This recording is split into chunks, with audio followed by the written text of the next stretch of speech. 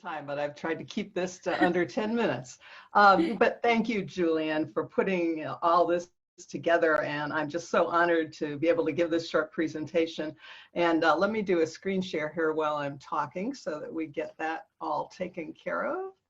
And I do have the little short films here, so I'm going to try to optimize this.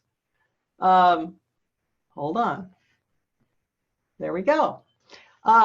So yeah, I'm an expressive arts therapist. I'm also a psychologist, and it's really an honor to share with everyone a little bit about how the arts, from evidence-based work and also from culture, are making a difference in the recovery around the world with trauma. And this includes our current times and pandemic. And also, if people are following the news, they're well aware that we have a lot of social unrest right now in the United States, but that is reflected around the world. And people are using the arts in this way to be able to address this. So expressive arts therapy is interesting, speaking essentially to Geneva. In Switzerland, actually, there's one of the oldest expressive arts therapy graduate programs and doctoral programs in the world. It's at the European Graduate School. So it's kind of interesting to be talking essentially virtually to Switzerland right now, because that's kind of a ground zero for this practice. Expressive arts therapy essentially is a purposeful use of movement, music, image making, so art making, performance, writing, and play and imagination all mixed together. And really a lot of different sectors. So in healthcare, in psychotherapy and mental health, and just in general wellness practices that communities might engage in. So it's very diverse in terms of where it's practiced, which includes education as well. So we see a lot of this in education. Oops. Trying to get my slide to go forward here. So what the basis of expressive arts therapy is when we think about it with trauma is the fact that neuroscience over the last 10 to 15 years has really taught us that in order to address trauma, talking is not enough. It's just not enough to help people fully recover and repair from what is troubling them, what's distressing their body. So it's really taught us that we need to use the senses. And the arts are all about the senses. They really capitalize on all the senses, which include visual, which include hearing, tactile, all these kinds of things we've found now through evidence are really the starting point for trauma repair and recovery. So even in my mind, even though I'm quite biased because I use this as my main practice, using words alone and just talking with people is often not enough. It's really becoming now well understood that this is a fundamental way to address trauma in individuals and communities, so groups of people. And this is all ages. Sometimes people are thinking already that it has to only do with children. No, it's actually, my work has to do with a lot of adults, mostly in the military right now, who are recovering from post-traumatic stress. But when I say that neuroscience is helping us understand the expressive arts as a practice, we also have to acknowledge another thread here that's evidence, and that's that cultures have regulated themselves throughout time, throughout thousands of years, using these kinds of artistic rituals, conventions, procedures, and ceremonies really to respond directly to trauma and loss. So our evidence is not just in the brain. There are many studies now that point to how these things work through neuroscience and neurobiology. But our main evidence is actually cultural anthropology and ethnology, because humans have always used these practices to return to psychological, physical, and social equilibrium. So you can see here in this picture all the art forms and more that I haven't even included on here. But when we look to that, we have the real evidence actually that these practices are what we need in order to resolve trauma. Another piece that I've been looking at, and this is just my personal research, is thinking about how these practices fall into different categories. Because we do have visual art, we have music, we have drama, we have dance, but all these things fall actually and overlap sometimes into some really universal healing practices throughout time. And I've broken these down, and this is what I want to share with you for the rest of this short presentation.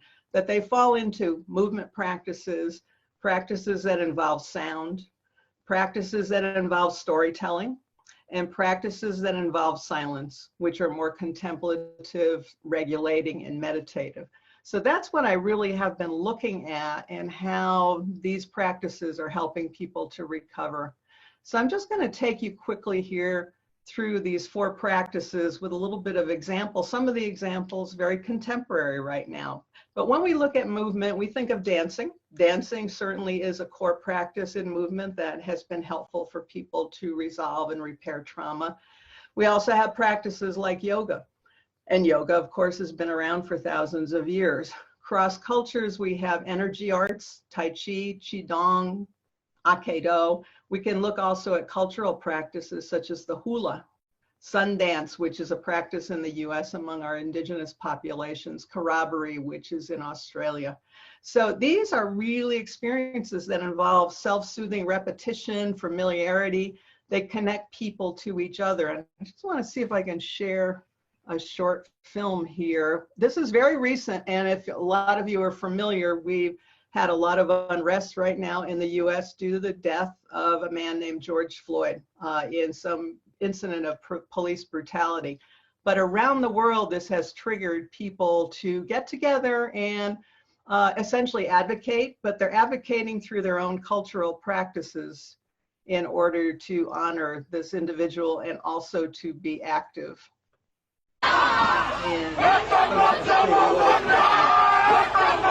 so this is the Maori and in New Zealand. This is a response to the death of George Floyd and the racial protests in the US. I think this is remarkable because this is what's happening throughout the world. People are using globally to express solidarity and also do it for their own healing, their own social and physical equilibrium. So that's just one short example there, but if you went on the internet and looked up some of the things that are going on in terms of protests and advocacy, we're seeing lots of different art forms being used to come out into the world and express what is going on and what people are feeling and sensing. So, research-wise, we know that common art experiences like music and drumming and singing, chanting are all very effective in trauma repair and recovery. So the neuroscience proves this, but the cultural existence of it for thousands of years, I think, is the real evidence that we still use these practices. So sound is an interesting one because music actually is the only art form that uses the entire brain and activates the entire brain. And we probably know the most about music as a remedy for trauma because it can lift you out of depression. Also, if you are depressed, it enlivens you. It also brings back memories. It's also a powerful pain reducer. So if we think about sound, we can think about singing, drumming, playing instruments. We've got about 1 minute, Cathy, just giving you a heads up. Wow, that went by fast. So we have here a little bit of what happened in Notre Dame, in the burning Notre Dame. So people get together to do these practices. I'm going to move on here then, because I do want to share this one, which is storytelling, which you can see here. This is the cover of a magazine in the US that's just going to come out next week. Artist Kadir Nelson for the New Yorker. And imagery has always been a popular and powerful way to tell stories. It stimulates and enhances memory. It also helps people talk more about what happened. We know that now, that if we do a simple drawing, we're liable to tell 2 to 3 times more language than talking alone. So silence, I'm not going to go into because we don't have time, but the expressive arts are a natural relaxant. That's the thing we know from neuroscience. But again, these things have existed over time. And just one last thing, because this is very important. When people are looking for a trauma remedy or something to help repair, the biggest evidence has come from the people themselves. When given a choice of treatments, talk, all kinds of things, patients repeatedly choose forms of self-expression because they cite improvement in their own quality of life and well-being. So I think that's probably the most powerful evidence of all, that people return to it. So thank you.